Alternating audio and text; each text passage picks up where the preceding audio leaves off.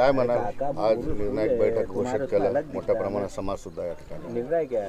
हो, समाज रात्रीच आला आहे. अपेक्षित नसणाऱ्या गोष्टी घडल्यात की समाज ताकदीनं एकजूट आहे. सरकारचा पुन्हा एकदा गैरसमज मराठ्यांनी काढला आहे. हे समाज लेकराच्या बाजूने की त्यांच्या बाजूने. ते म्हणले होते समाज खूप आनंदी आहे 10% आरक्षण दिल्यामुळं, खूप खुश आहे.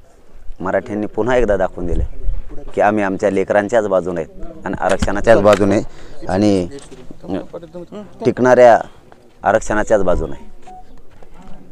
बघूयात समाजाच्या समोरच काय व्हायचं ते होईल.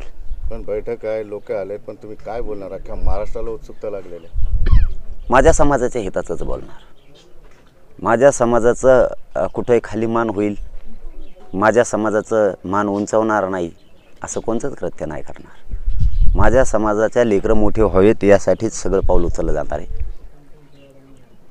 आणि समाजाने सुद्धा लेकरच आता डोळ्यासमोर ठेवले आणि मी तो आयुष्यच अर्पण केलेलं आहे समाजासाठी, की समाजासाठीच काम करायचं, समाजच मोठा करायचा. रात्री तर इथं हाऊसफुल झाल्याच झाल्या दोन्ही पार्किंग.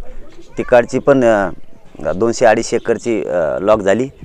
निर्णय योग्य होईल आणि समाजाच्या शेताचा होईल. तुमच्या महत्त्वाच्या मागणी बद्दल काल देवेंद्र फडणवीस दिल्लीमध्ये बोलले की गुन्हे आम्ही मागे घ्यायची प्रोसेस सुरू केलेली आहे, फक्त आचारसंहितेमुळे थोडी अडचण आहे. आचारसंहितेच्या अगोदर तर नव्हती ना. ओके पाटील, आजचे कोणते असे निर्णय होऊ शकतात की ज्यानं समाजहित होऊ शकतं? नाही, आता समाजाला विचारू. समाजाच्या समक्ष काय असेल ते समाजाच्या हिताचा निर्णय होणार. समाज माझा मालक आहे, मी समाजाचा मालक नाही आहे.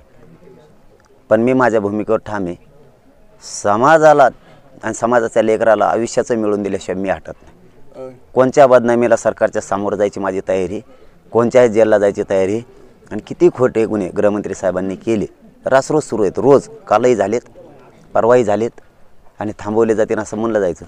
मी माझ्या समाजाच्या बाजूने आणि मरेपर्यंत राहणारे कसे मराठ्यांचे पोरं मोठे होत नाहीत आणि करत नाहीत तेच मी बघणार.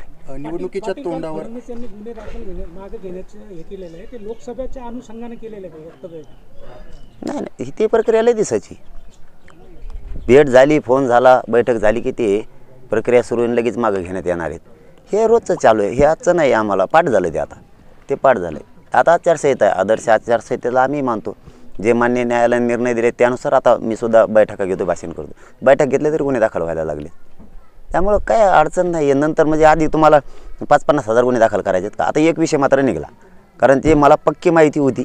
त्याबद्दल त्यांनी गृहमंत्री साहेबांनी स्वतः स्पष्टीकरण दिले की ते माझ्यावरती खात्री लायक माहिती होती दर्जाच्या अधिकाऱ्याची, की 10-15 गुन्हे दाखल करणार ते आणखीन माझ्यावरती 8-9 झालेत आणि तडीपार करणार राज्यातून.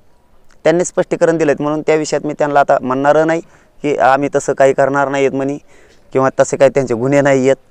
त्यांनी स्पष्टीकरण दिल्यामुळं मी बळच आरोप करायचं म्हणून करत नसतो कधीच आणि आत्तापर्यंत केलेलाही नाही. गुन्हे मागे घ्यायचे होते तर खूप वेळ होता, कारण हा समाज बलाढ्य आहे. या राज्यात खूप मोठा आहे समुदाय आहे मराठा समाजाचा. तुम्ही ही नाराजी अंगावर घ्यायलाच नको होती. आणखीन वेळ गेलेली नाही त्यांच्या हातात, आणखीनही वेळ गेलेली नाही म्हणतोय.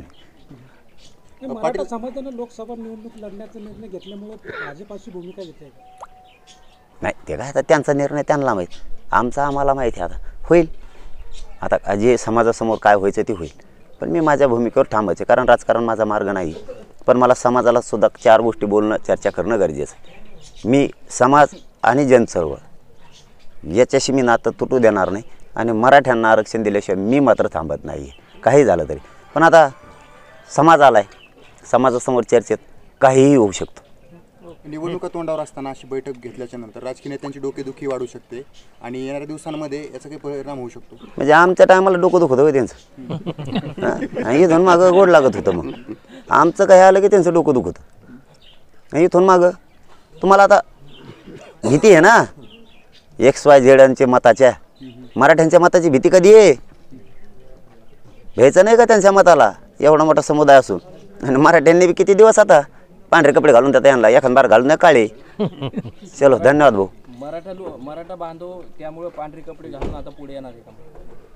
आमच्या कपड्यावर छान दिसतो आम्ही. पांढरे उतरायची ताकद आहे त्यांच्यात, असं सांगायचं आहे मला. पांढरे उतरायची ताकद आहे त्यांच्यात. शेवटी जनता आहे, नुसता मराठाच नाही आहे, सगळेच कदारले त्यांना दिसत नाही. फक्त आता दिसू शकतं, परंतु आता बघू आता आहेच बैठक 11 वाजता, त्यात तुमच्या समक्ष निर्णय होईलच. चलो धन्यवाद. एक मराठा